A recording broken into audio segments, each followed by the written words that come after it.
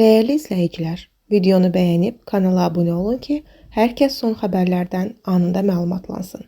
Şabran rayonunda vəzifəli şəxs vəfat edib. Xəbər verilir ki, Şabran rayon statistikası idarəsinin rəisi Yusif Musayev dünyasını dəyişib. 60 yaşlı məmurun xəstəlik səbəbindən vəfat etdiyi bildirilir.